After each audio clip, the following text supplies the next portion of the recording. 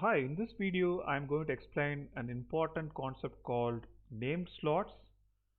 If you remember in my earlier video I explained define props where I can pass value from one component to another, but define props are used for passing property values or small amount of information, while slots are mainly useful when you have to transfer template fragments from one component to another.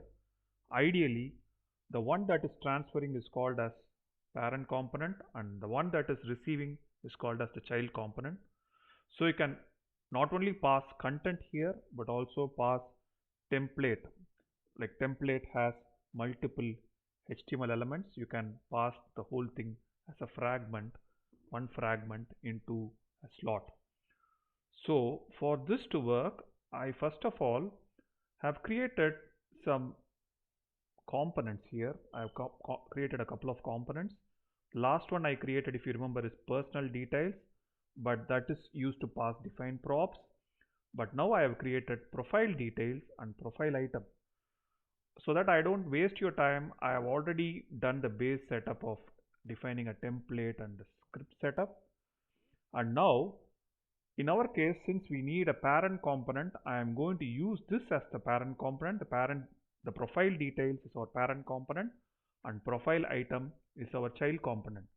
So let's start from the first level, which is our child component. Here I have to define an element called slot and I have to give a name for the slot. Let me call it header.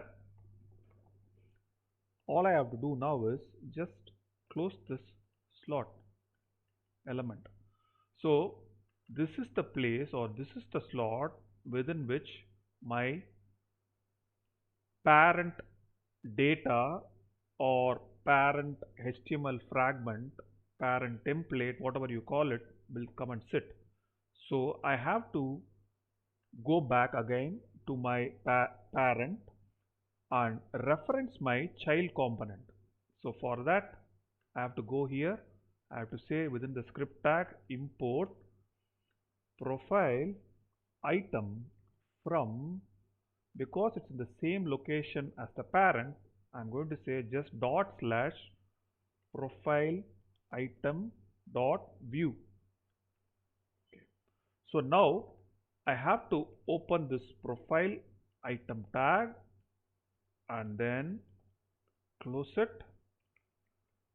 Now because we are going to pass a whole template or HTML elements together as one template, you obviously have to open a template tag here and specify your slot name with a hash header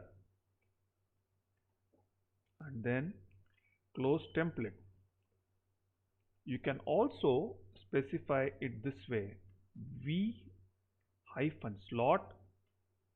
V in this case, v-slot is an attribute of template element equal to, it's colon and just the template name, the slot name, which is header. You can do this, but I will go with the shorter convention of header and I have to pass some content. This is content from parent. So this would go and choose this particular slot. So for example, you have multiple slots and they have their own names. So it will go and sit there. Okay. Because this is header, slot for header. So this is called as slot outlet. These are all slot outlets and they get content from their template specified here. Now if you go back to the browser, you won't see any end results because in the app.view you have not specified the parent element. So I have to do that. Profile details from profile details dot view and it sits here. profile details close tag, because we are not passing any properties from app to the parent, but the parent is passing content to the child using the convention we have already discussed. Like there's going to be a template hash header, which is hash header is nothing but your slot ID, and then this is the content, and the slot outlet is defined as a named slot within the child component. So if you go now back to the browser, you should see the end result. So that's what I wanted to show. Name slot with the, by passing template, from the template you pass the ID of the slot or the name of the slot, and with the content it goes and sits in the child. You can add styling here. I will cover that in the next video. But you can also do one more thing. I will cover that while I'm here. If I have something like this, I can say fallback content. So this is useful if my parent does not specify anything, and then I go to my browser, that fallback content comes here.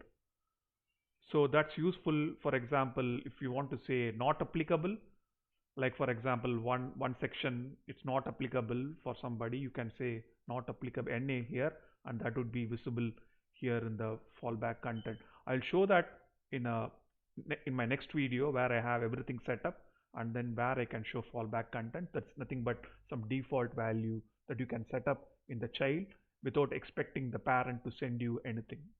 That's all for now. Thank you.